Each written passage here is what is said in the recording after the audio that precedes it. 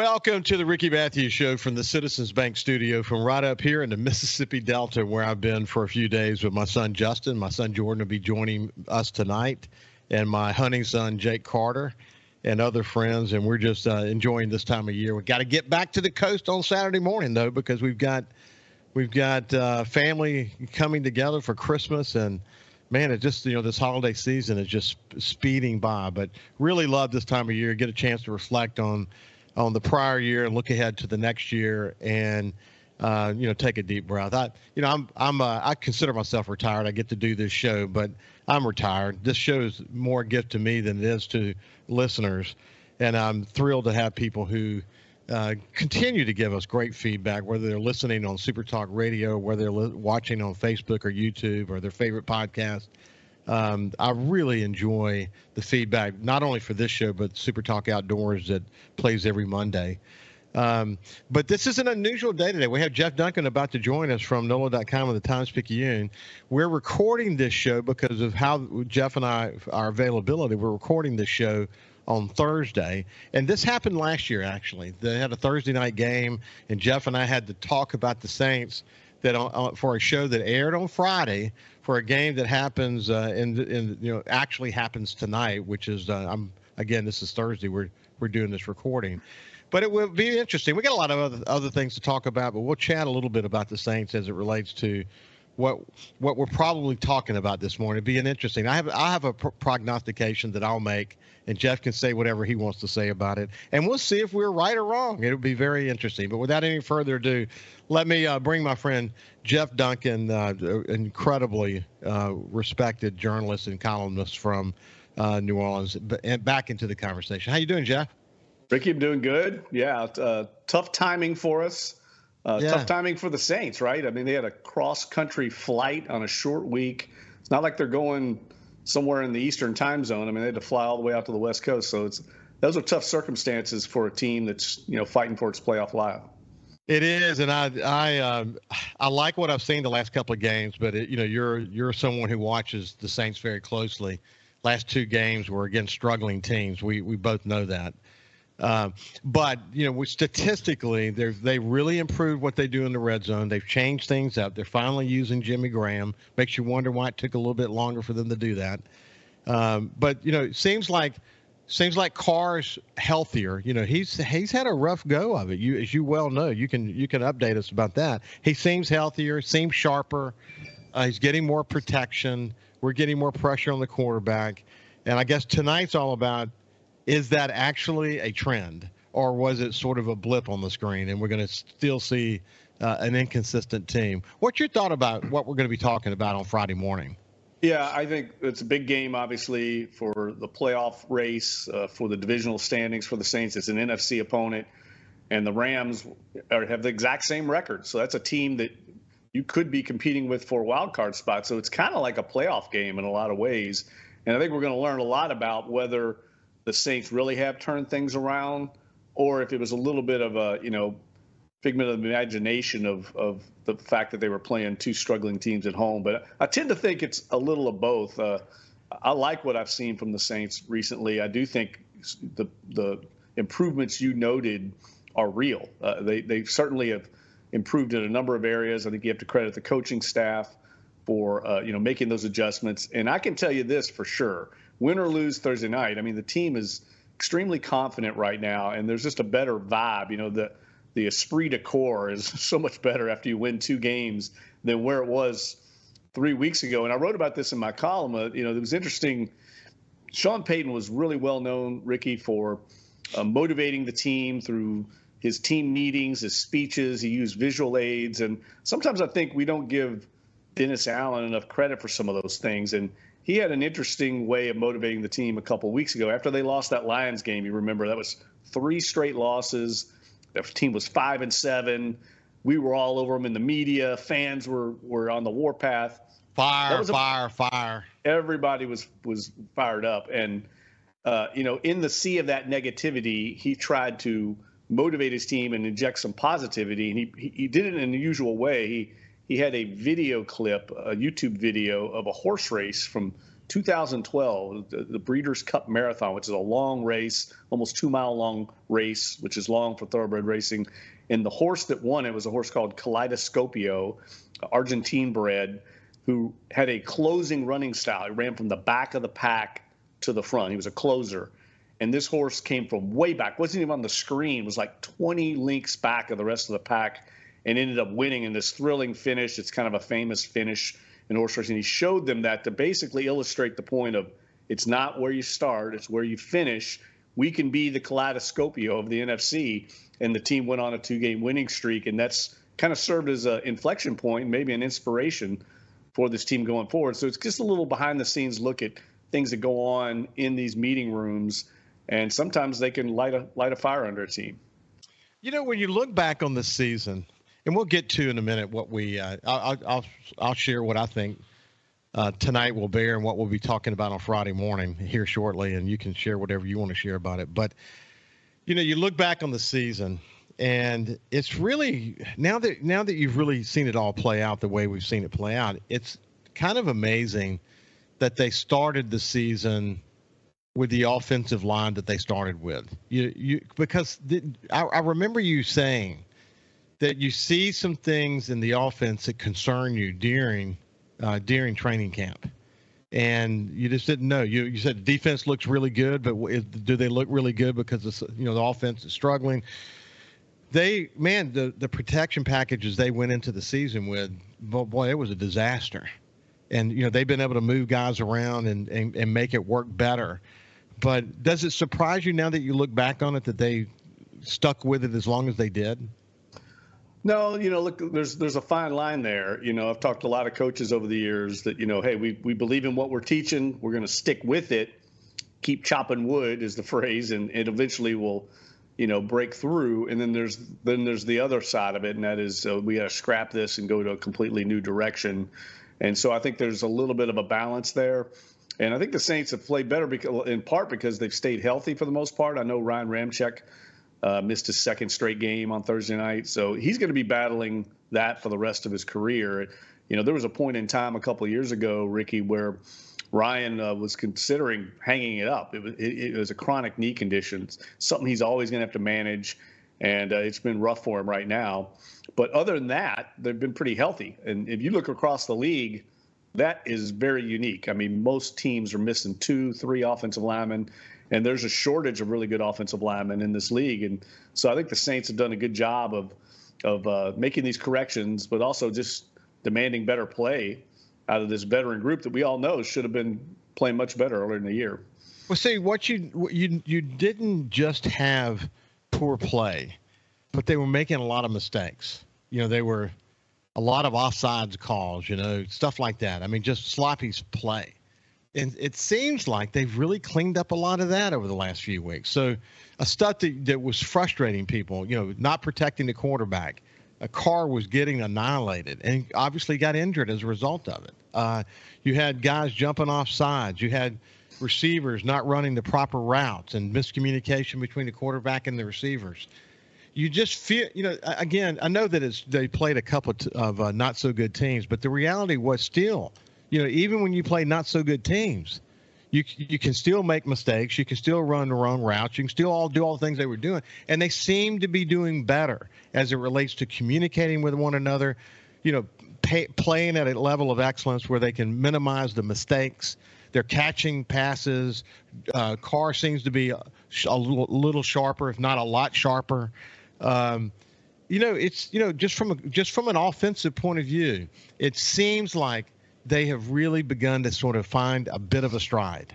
Yeah, I agree with you. I mean, the last game, the Giants game, was the best overall performance the teams had all year, even better than the Patriots game, in my opinion, because the Giants did come into the game having won 4 out of the last 5 games. So to me, that was a team that was playing with confidence, and the Saints just dominated them on both sides of the ball and won in the trenches. Now, we'll see if that carries over. The Rams are very hot as well, but they're hot in a different way. I mean, they're really clicking offensively. They're going to challenge the Saints defense in a way they haven't been challenged in a while. I mean, Tommy DeVito is a great story, but he's an undrafted free agent for a reason. And I think we saw the clock strike 12 a little bit on him. And, Matthew Stafford's a totally different ball game. Veteran guy, has seen it all. Sean McVay is one of the best offensive play callers, maybe in the history of the game. So we'll see if they can, kind of carry over that performance to the Rams game. And then a week later down in Tampa, which will be a huge game with really division title implications and playoff implications. So let's chat again. We're just talking about the lead up to the Thursday night game. We're recording this on Thursday. It's playing on Friday, so we don't have the benefit of the game last night. What we'll do, I'll tell you what, we're at the end of the segment. When we come back on the other side, we'll talk about some adjustments they made on the defensive side of the ball that has really paid off in terms of quarterback pressures. We've got some young guys that have stepped up in the defensive backfield. I mean, actually, not just stepped up, played extraordinarily well. They're going to be tested against Matthew Stafford, but let's hear what Jeff has to say about that, and we'll get on the other side. We'll see you after this break. From the Citizens Bank studio, welcome back to the Ricky Matthews Show. I'm my friend Jeff Duncan from NOLA.com and the Times Picayune. And we have a mutual friend, Jeff and me, and a guy named James O'Byrne who's been on this show many times. He worked with us over at NOLA.com and the Times Picayune, and he retired not long after I retired. He and his wife both from journalism, and they moved to the countryside of France. And Jeff and James stay in touch with each other. But, man, I often say about James, and I said it on the show when we talked, he's one of the smartest guys I know. And, him and Paula are voracious readers. I think Paula reads like 5 books a week or some ridiculous thing like that. And they recently just took their French exam, because in France you can't just do rudimentary French. You have to do spoken. You have to be able to live with that being your primary language. And so the test is really difficult. They took it recently, and they're not sure if they passed it. But I told them, if they didn't pass it, it can't be passed. Don't you feel the same way? Yeah. Like, they've got life figured out, right? Moving to the French countryside. I'm envious of their lifestyle, and they seem to be having an incredible time over there. I don't know how you couldn't. But, I know once you move over there, you've got a lot of hurdles to clear to become a French citizen, and they've done an incredible job of doing it. Yeah, it's been great staying in touch with him and visiting on the show. We talk about the changing face of journalism a lot. We talk about how living in France changes your perspective about world peace and what's happening, the strife around the world. Just a really interesting conversation, as you would expect. So coming back to the Saints, so defense, they're using Zach Bond in a different Bond, right? Bond, yes. Zach Bond in a different way, and you've got your defensive backs that are stepping up, and they've been playing a lot more consistently. And Demario Davis is playing like he's 22 years old again. I mean, I know he's playing against some not so great teams, but Lord, this is professional football, buddy. For him to dominate the way he did in that first quarter against the Giants, it was amazing. Yeah, well, they challenged the veterans on the team leading into that game. I'm sure you heard about the gas cans in the tank, the gas in the tank, how much you got left. I mean, that was a Dennis Allen, ploy that Sean Payton had employed many times. I think it was an old Bill Parcells gimmick. But they put them in the veterans' lockers to say, if you got, the Tyrann Matthews, the Cam Jordans, and DeMario got a big gas tank as well. And obviously he's got plenty of gas because he dominated the first quarter of that game and really set the tone, I thought, for the team. And look, I agree with you. The defense in 2 games, I don't care if they're playing Little Sisters of the Poor. I mean, they haven't allowed a touchdown in 2 games. I mean, that speaks for itself. They've only done that, I think, 4 other times in the history of the franchise, back-to-back games. So, they'll be challenged by the Rams for sure, and they'll be challenged by the Bucs. And I think the Rams game in particular will be a big challenge to the secondary that they haven't had lately. I mean, the quarterbacks that the Saints have beaten, Ricky, I mean, it is a list of one of the worst lists I've ever seen, right? Tommy DeVito, a rookie, and Bryce Young. You can just keep going down the list. I mean, it's just guys that aren't going to threaten you, the way that Matthew Stafford and Cooper Kupp and, Puka Nacua and this really young running back, Kyron Williams. That's going to be a challenge, and we'll see if they can rise to the occasion. I will say this, though. They're extremely confident going into that game. I know we're recording on Friday, but the players and coaches I talked to feel really good about their chances in LA. So we'll see if it plays out on the field. Well, with all that said, I predict that it's a close game, but I predict the Saints' consistency continues. Because I tell you what's interesting about last two games. I would not have bet the ranch that this would happen, but there was a real concern there that they were going to lose the locker room. Especially, you think about Michael Thomas and the tweet that he made, and then had to, he took it down. The way he sort of questioned Carr in that tweet, there was a lot of extenuating circumstances in the moment. And they could have lost the locker room, but the Saints kept it together. And you got to give it to the coaches. They spent 2 games, I get it, but if they do it in the game against the Rams, and I believe they will. Man, that kind of bodes well for going into Tampa, doesn't it? Well, I think it speaks, to a bigger picture here of the quality of the players they're bringing into the program. The character. I mean, when times get tough like that, it's easy to splinter, and you can see the fissures in the foundation, right? That's when the pressure hits, and that certainly was the case a couple weeks ago when they fell to 5-7. And I think it speaks to, the character of the players that they didn't do that in the locker room, and it became galvanized, and really have played some of their best football in the last couple of weeks. So, credit to Jeff Ireland, Mickey Loomis for bringing in the right type of players, that when the going gets tough, they don't crumble. And some players, I would say, did in that pressure, but most of the team and the team that we've seen on the field the last 2 weeks didn't. Yeah, it's been great to see. Anything else about the Saints? I'm actually curious about your thoughts about where the Pelicans are, but anything else? No, look, I mean, they did re-up their lease agreement with the state. It was kind of a formality, but that's a big deal. I mean, it has the team here through 2030 now. I mean, they were never going to go anywhere. I mean, so it was more of a rubber stamp. But now that hurdle has been cleared for the Super Bowl to be here next year. That's going to be a big year for. I'm talking to people in the business industry. We feel like we finally will get through this in the city of New Orleans. Some of the struggles we've had business-wise next year. Big convention year lined up with Super Bowl coming to town. I mean, finally, we might start to see the light at the end of the tunnel, which has been a long time here for the local business community. Listen, Jeff, I will never forget being president of NOLA Media Group and publisher of the Times Picayune when the Super Bowl is in your town. Goodness gracious, man. I got invited to probably 50 different parties. Yep. We didn't go to many, but we went to a few, and they were incredible. One of them we had the opportunity to go to was the GQ party. Yep. Because of Advanced Condé Nast, as you well know, and the number of celebrities that were there was just incredible.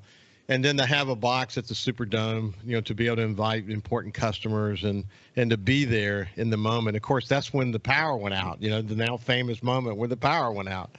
And Fox News was right outside, just happened to be right outside the door of the box when that happened. And Brian Kildee and several others came on in and just spent the rest of the time with us waiting for the power to come back on.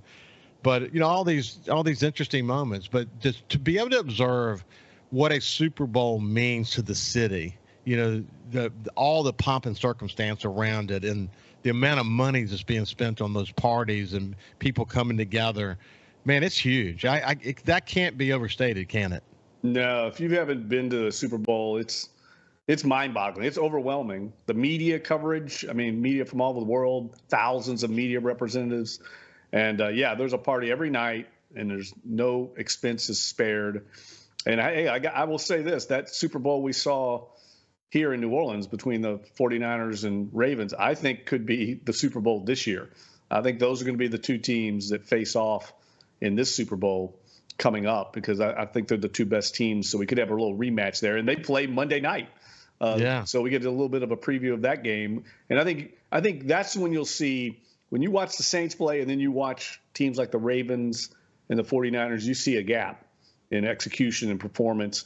Now, that's not saying the Saints couldn't get in the playoffs, get hot, and win a game, but I just don't think they're on that level right now with where they're at in terms of the execution. Yeah, no doubt.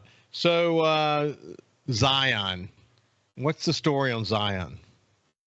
Well, I mean, he's up and down. I mean, I think what we're seeing is, some of the struggles of a young superstar trying to put it all together. And, there's some good and there's some bad with that. And I think internally with the team, they're trying to, motivate him and trying to get him on track because they understand he's a unique talent. He could be the difference maker that makes this team go from the bottom of the playoff race to maybe a contender. And but it will only come when he decides it. I mean, that's the thing. You can lead a horse to water, right? But you got it. He's going to have to want it for himself. I think that's been the struggle. A lot of teammates, a lot of team officials, people trying to get in his ear and get him to understand he's got to become a pro. He's got to be in better shape. All these things that come with being the face of a franchise. There's a responsibility that comes along with that. A lot of people counting on him. And I don't think the door is closed on him, but I think it's a critical time in his career to show that he can realize his true potential. Yeah, you always wonder, would he have the maturity to be the leader we need him to be? And, on top of the fact, can he stay healthy? Of course, we still don't know if he's going to be able to stay healthy. That remains to be seen. But in subsequent years, he hasn't been healthy in January toward the end of the season. So we shall see. It'll be interesting to watch. Jeff, have a great week. We'll talk to you soon, my friend. All right. Take care, Ricky, and happy holidays for everyone. You bet. You bet. Stay busy. Stay busy. I know you are. Listen, have a great weekend, and we will see. Actually, Christmas Day is Christmas. There's going to be Christmas music all day long on SuperTalk. So enjoy your Christmas, and we'll see you Tuesday.